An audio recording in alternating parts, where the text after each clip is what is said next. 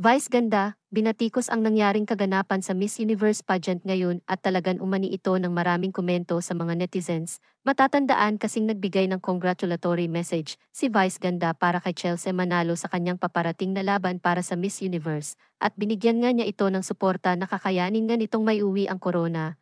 Ngunit sa kanyang nakita nga sa mga naganap sa Miss Universe ay talagang nadismaya si Mimi Vice at nakapagbigay ng komento sa mga kaganapan ng Miss Universe. Anya, ay lasing at puyat lang ba ako o talagang ang pangit ng presentation nitong Miss Universe 2024 na talagang kumuha ng atensyon ng napakarami lalong-lalo pa at talagang marami ang hindi nagustuhan ang naging resulta nga ng Miss Universe competition lalong-lalo na ang nangyaring question and answer portion ay talagang pabubuhan nga daw ang naging mga kasagutan.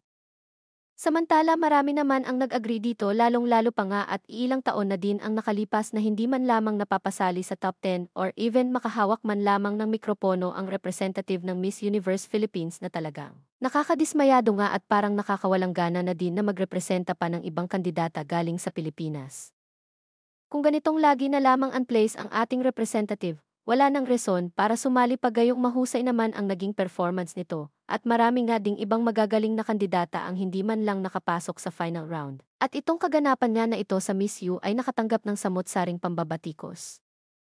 Saad ng marami ay wag na ngang sumali pa ang Pilipinas sa susunod na taon at talagang hindi din naman tayo makukuha dahil takot nga daw ang ibang bansa na masapawan kung kaya't ayaw nga mapasali ang Miss Universe Philippines sa top 5 at ayaw nga makahawak ng mikropono.